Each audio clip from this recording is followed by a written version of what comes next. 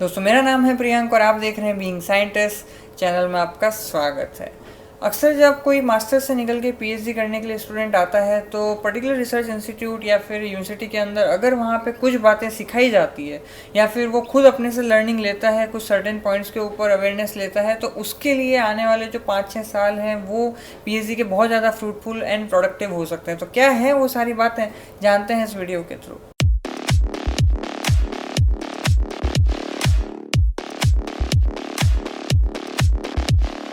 तो यूजुअली किसी भी इंस्टीट्यूट या यूनिवर्सिटी के अंदर शुरुआत के 6 महीनों के अंदर मतलब एक तरह से कोर्स वर्क या ओरिएंटेशन प्रोग्राम चल रहा होता है, और कई जगह तो वो 1 साल का भी होता है और वहाँ पे डिफरेंट लैब्स के अंदर उसे जाना होता है, और या फिर उसे डिफरेंट जो है साइंटिस्ट या प्रोफेसर जो हैं वो आके बता रहे होते हैं कि वो बेसिकली क्या काम कर रहे हैं। तो दो चीज़ें होती है कि या तो रिसर्च इंस्टीट्यूट या यूनिवर्सिटी के अंदर ऑलरेडी अगर कोई इस तरह का सर्कुलेशन हो रहा है तो वहाँ पर मैं उनको सजेस्ट करना चाहूँगा कि क्या पॉइंट्स अगर नहीं है तो वो इनकॉर्पोरेट करें, और अगर मान लीजिए ऐसा कोई सिस्टम इन प्लेस आपके नहीं है, वहाँ पे नहीं है, तो आप अपने लेवल पे एटलीस्ट एफर्ट लगा के ये शुरुआती 6 महीने के अंदर जो है चीज़ें सीख लें, तो आपके लिए बहुत as a student, as an individual आपको काफ़ी फ़ायदा होगा। So number 1 thing is research problem. तो अगर आपने किसी भी रिसर्च इंस्टीट्यूट या यूनिवर्सिटी में, भले ही आप किसी भी स्ट्रीम से हो, फिजिक्स, केमिस्ट्री, मैथ्स, अगर कोई भी बायो, कोई भी स्ट्रीम हो, अगर आपने एंट्री ले ली है तो आने वाले आपको 4-5 सालों के अंदर काफ़ी सारी रिसर्च प्रॉब्लम एक तरह से फेस करनी होगी। तो बेसिकली किस तरह से रिसर्च प्रॉब्लम को एक तरह से आइडेंटिफाई किया जाता है, कैसे उसके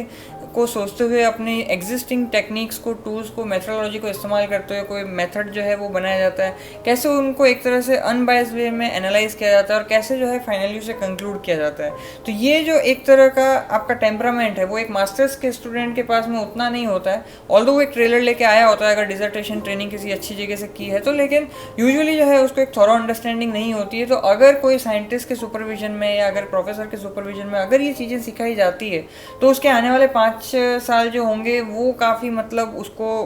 स्मूथ जाएंगे। उसको अगर नहीं भी आता होगा तो वो धीरे धीरे वो प्रैक्टिस में आएगा कि किस तरह से जो है बेसिकली साइंटिफिकली कैसे सोचना होता है, और वो उसे आने वाले सालों में काफ़ी हेल्प करेगा। सेकेंड थिंग इज़ कि आप किसी भी इंस्टीट्यूट में होंगे, किसी भी स्ट्रीम में होंगे, वहाँ पे जरूर जो है कुछ ना कुछ इंस्ट्रूमेंट जो हैं वो रखे होंगे। जैसे पर्टिकुलरली अगर मैं बायोफील्ड से बिलोंग करता हूँ तो मेरे यहाँ पे जो है कॉन्फोकल माइक्रोस्कोपी भी है, फ्लोरेसेंस माइक्रोस्कोपी है, फ्लोरेसेंस स्पेक्ट्रोस्कोपी है, LCMS है, ऐसे बहुत सारे जो है मतलब लैक्स से लेके करोड़ के इंस्ट्रूमेंट रखे हुए हैं। लेकिन होता क्या है कि अक्सर जो ओरिएंटेशन प्रोग्राम होता है, जो कोर्स वर्क होता है, उसमें एक तरह से वही थियरी क्लास तरह से होता है मोस्ट ऑफन, और वो साइंटिस्ट अपनी ही बात बताते रहते हैं जो उन्होंने काम किया, जो उनके लिए एक तरह से वो उनका कंफर्ट जोन है, वो वही बताते रहते हैं। लेकिन वो स्टूडेंट के लिए किसी भी तरह से फ़ायदे में नहीं होता आने वाले 4-5 साल के लिए, क्योंकि वो एक पर्टिकुलर स्ट्रीम में अगर चला गया तो उसको जो है वो बाकी लोगों के साइंटिस्ट का काम जान के कोई फ़ायदा नहीं है। वहाँ पे जो है ये बहुत इंपॉर्टेंट हो जाता है कि अगर उन्हीं की लैब से रिलेवेंट अगर वो कोई काम कर रहे हैं तो रिसर्च थीम नहीं, बल्कि वहाँ पे जो है अगर कोई पर्टिकुलर टेक्निक जो वो बहुत इस्तेमाल लेते हैं, अगर उसका ओरिएंटेशन हो सके, कोई प्रैक्टिकल हैंड्स ऑन ट्रेनिंग हो सके, कोई ऐसा सेशन ऑर्गेनाइज किया सके, तो that would be really good. Because होगा क्या कि इसकी वजह से जब हम मान लो जब हमारी कोई खुद की अपनी पीएचडी प्रॉब्लम, जब हम अपना खुद का एक जर्नी स्टार्ट करेंगे प्रोजेक्ट की, तो वहाँ पे अगर हमें कुछ एक बेसिक ओरिएंटेशन होगा टेक्निक्स का, जो कि हम थियोरेटिकली पढ़ के आए बुक्स के अंदर, और प्रैक्टिकली जब हम होते हुए देखेंगे तो उस प्रोजेक्ट को डिज़ाइन करते हुए हमको काफ़ी अंडरस्टैंडिंग रहेगी कि किस लैब में कौन से इंस्ट्रूमेंट है, क्या लिमिटेशन है, क्या अच्छा है, क्या बुरा है, और मतलब वहाँ पे जो है हम क्या क्या मतलब हम एक्सपेंड कर सकते हैं अपनी बेसिकली मेथडोलॉजी जो भी हम प्रोजेक्ट के लिए डिसाइड कर रहे होते हैं। इसके अलावा जो है जैसे एनिमल हैंडलिंग है, रेडियो एक्टिविटी से कैसे हैंडल करना है, ये सब जो कुछ बेसिक चीज़ें अगर सिखाई जाए तो वो जो है बहुत अच्छा होगा। Now third thing is statistics. और स्टैटिस्टिक्स क्या है कि हम अक्सर जो है वो सिखाते नहीं है, लेकिन जब भी हमें जब जर्नल के अंदर जब भेजना होता है, काम करने के लिए भेजना होता है, जब हम अपना काम भेजते हैं तो मोस्ट ऑफन वहाँ पे स्टैटिस्टिक्स जो है वो लगता ही लगता है। ऑलमोस्ट हर रेप्यूटेड जर्नल में आपको बिना स्टैटिस्टिक्स के कोई एंटरटेन नहीं करेगा। तो जितने भी जैसे जेट टेस्ट हैं, टी टेस्ट है, अनोवा टेस्ट है, तो अगर आप जिस फील्ड के हो, मान लो बायोलॉजिकल फील्ड से हो, तो वो आपके लिए जिस तरह से भी रिलेवेंट है वो उसकी एक पर्टिकुलरली क्लास होनी चाहिए, कुछ प्रैक्टिस सेशन होने चाहिए कि आप जो है उसको देख सकें कि किस तरह से ये टेस्ट लगते हैं और आपके लिए पर्टिकुलरली वो कैसे रिलेवेंट होने वाले हैं, ताकि ऐसे ना हो कि 2-3 साल हो गए आपने कोई पर्टिकुलर एक्सपेरिमेंट कर दिए और उसके बाद में आप रियलाइज करो कि बेसिकली आपने जो किए हैं वो उतने रेप्लिकेट्स में नहीं किए या उस तरह से नहीं किया है जिस तरह से जो है पेपर के अंदर, जर्नल के अंदर उनकी रिक्वायरमेंट होती है एज पर द स्टैटिस्टिक्स, तो फिर बाद में आपको पछताना पड़े। तो इसका भी जो है आपको शुरुआत में ही पता चल जाए तो well and good. Fourth thing is कि अक्सर जब हम मास्टर्स से पीएचडी में आते हैं तो हम अक्सर जो है रिसर्च आर्टिकल ही देखते हैं, लेकिन ऐसा बिल्कुल नहीं है कि केवल रिसर्च आर्टिकल ही पब्लिश किए जा सकते हैं। इनफैक्ट बहुत सारी ऐसी चीज़ें हैं जैसे कि रिसर्च आर्टिकल पब्लिश हो सकता है, ओपिनियन पब्लिश हो सकता है, रिव्यू आर्टिकल पब्लिश हो सकता है, कमेंट्री पब्लिश हो सकती है, शॉर्ट आर्टिकल पब्लिश हो सकता है। तो ऐसे बहुत सारे जो हैं एडिटोरियल नोट वगैरह बहुत सारी ऐसी चीज़ें होती है जो कि पब्लिश किए जा सकते हैं। लेकिन होता क्या है कि अक्सर हम लोगों को जो है सिर्फ और सिर्फ रिसर्च आर्टिकल के बारे में ही पता होता है और हम जो है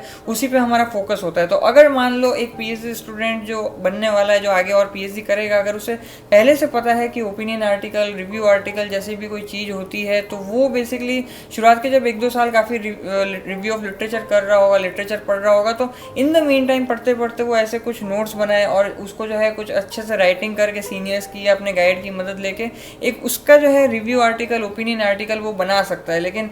मोस्ट ऑफन क्या होता है कि हम रिसर्च आर्टिकल में ही बिजी रह जाते हैं और हमारा बेसिकली जो एक आर्टिकल हम और पब्लिश कर भी सकते थे तो वो जो है हम उस डायरेक्शन में कभी सोचते ही नहीं है। इसके अलावा जो है पेटेंट्स क्या होते हैं, बुक चैप्टर्स जो है वो कैसे लिखा जाता है, कॉपीराइट इश्यूज़ क्या होते हैं, लिखते वक्त कितना प्लेगरिज्म होता है, ये सब जो है हमें चीज़ें बहुत बाद में जाके पता चलती है। और ये शुरुआती टाइम में ही पता हो तो हम सारी की सारी एक तरह से अपने राइटिंग से लेके ये सारा जो भी फिगर बनाने का काम उसी तरह से करेंगे। Fifth thing is scientific writing. और साइंटिफिक राइटिंग के लिए एक पहले मैंने वीडियो बनाया, आप उसे जाके देख सकते हैं। तो साइंटिफिक राइटिंग जो है उसमें सब कुछ आता है कि बेसिकली किस तरह से आपको कौन से सोर्सेज से लिटरेचर सर्च करना है, कौन से ऑथेंटिक होते हैं, कोई भी प्रोटीन का डेटाबेस है तो वो कहाँ अलग है, डीएनए का है तो वो डेटाबेस क्या है, मतलब पबमेड क्या है, एनसीबीआई क्या है, सेकेंडरी डेटाबेस, प्राइमरी डेटाबेस, आपको कैसे साइट करना है कोई भी आर्टिकल को, क्या जो है रिक्वायरमेंट होती है, ये सारी चीज़ें जो है साइंटिफिक राइटिंग का पार्ट होता है। क्लिनिकल ट्रायल के जो है वो कहाँ से निकालना है कि कौन सा क्लिनिकल ट्रायल में किसी ड्रग का जो है वो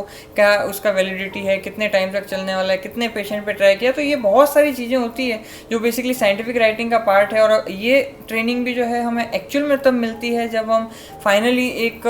पेपर खुद का लिखने के या थीसिस खुद का लिखने के मोड में आते हैं। तो ये सब चीज़ें भी शुरुआती 6 महीने के अंदर कवर हो जाए तो it's really good. Six thing is कि ऐसी बहुत सारी फेलोशिप होती है जो कि आप बेसिकली इंडिया में ही पीएचडी करते हुए बाहर किस तरह से फेलोशिप ले सकते हैं, अवेल कर सकते हैं, उसके बारे में डिटेल वीडियो जो है एक मैंने पहले बना रखा है, आप जाके देख सकते हैं। तो वो इस तरह का अगर आपको अवेयरनेस दी जाती है कि किस तरह से कवर लेटर बनाया जाता है, किस तरह से आप उन फेलोशिप में अप्लाई कर सके हो, तो ये सारी चीज़ें जो है आपको ध्यान रहेगा कि आप प्रोजेक्ट भी डिसाइड करना चाहो या डिज़ाइन कर रहे हो या आपके बॉस के साथ मिलकर कर रहे हो, पीआई के साथ में, तो आपको ध्यान रहेगा कि किस तरह से आप जो है अपना एक तरह से इंटर जो है कॉन्टिनेंटल या फिर एक तरह से कोलैबोरेटिव जो है रिसर्च प्रोजेक्ट डिज़ाइन कर सकते हो। तो इसकी एजुकेशन मिलना भी मेरी नज़र में काफ़ी ज़रूरी है क्योंकि इससे आपको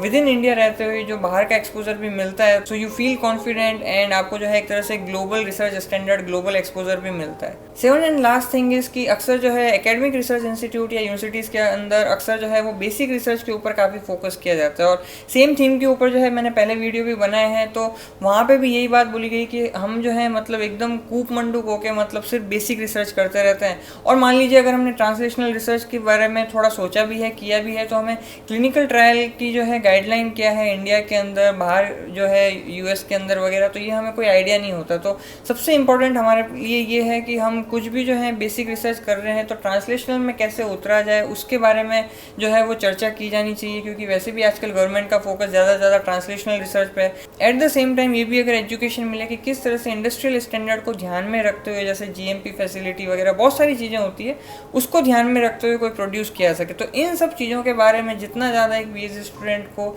शुरुआत के टाइम में पता होगा, उसको उतना ही ज़्यादा वो अपने इंटरेस्ट के हिसाब से कोई प्रोजेक्ट डिसाइड कर सकता है और उसकी निटिग्रिटी को ध्यान में रख सकता है। तो ये कहता है मेरा एक्सपीरियंस कि अगर हमें शुरुआती टाइम में ही अगर हम ये सब चीज़ों को, नॉलेज को गैदर कर लेते हैं, तो आने वाले टाइम में जो है हमारे 4-5 साल जो होंगे पीएचडी के, उसमें हम काफ़ी प्रोडक्टिव, एफिशिएंट और इफेक्टिव हो सकते हैं। तो आज के लिए इतना ही, फिर आपसे मुलाकात होगी। जय विज्ञान।